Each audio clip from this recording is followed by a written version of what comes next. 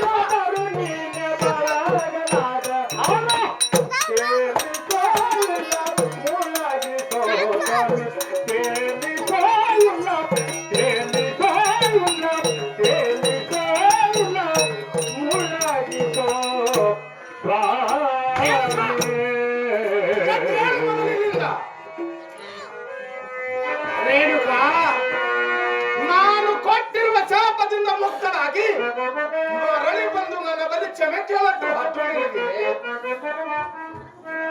ಅಂಗ ಪೂಜೆ ಮಾಡುವಳನ್ನು ಕಂಡೆ, ಲಿಂಗ ಪೂಜೆ ಮಾಡುವಳನ್ನು ಒಬ್ಬಳನ್ನು ನಾ ಕಾಣೆ, ಕಾಮ್ಯ ಚಲಿಸುವಳನ್ನು ಕಂಡೆ, ನಿಷ್ಕಾಮ್ಯ ನಿರಿತಳನ್ನು ಒಬ್ಬಳನ್ನು ನಾ ಕಾಣೆ, ಪತಿಯನ್ನು ಬಿಟ್ಟು ಆಗಲೇ ತಿರುಗುವಳನ್ನು ಕಂಡೆ, ಪತಿಯನ್ನು ಎತ್ತಿ ಪೂಜಿಸುವಳ ಒಬ್ಬಳನ್ನು ನಾ ಕಾಣೆ. ರೇಣುಕಾ ಗಂಡನ ಮಾನವನ್ನು ಕಳೆದು ಹಾನಿ ಮಾಡಿಕೊಂಡವಳಿಗೆ ಸೋಮನ ಜನ್ಮದಲ್ಲಿ ಹುಟ್ಟಿ ಬಂದಿರುತ್ತೆ. ರೇಣುಕಾ ನಿನ್ನ ರೋಗ ಎಲ್ಲಿ ನಿವಾರಣೆಗಿರುವುದು ಅಲ್ಲಿ ಹೋಗುವಂತವಳ ನನ್ನನ್ನು ಬಿಟ್ಟು ಬೇಡ. ನಾನೀಗ ಮೈಲು ರೋಗದೊಳಗೆ ಈಗ ಬಂದಿರೋ ಸ್ವಾಮಿ, ಈಗ ನಾನು ಎಲ್ಲಿಗೆ ದೂರ ಸರನಿಂದ ಮಾತಾಡುವಂತವಳ. ರೇಣುಕಾ ಹೆಣ್ಣು ಮಕ್ಕಳೆಂದರೆ ಹೇಗಿರಬೇಕು ಗೊತ್ತೇ? ಹೇಗಿರ್ಬೇಕು ಸ್ವಾಮಿ? ಕಾರ್ಯದಲ್ಲಿ ಮಂತ್ರಿ ಹಾಗಿರಬೇಕು.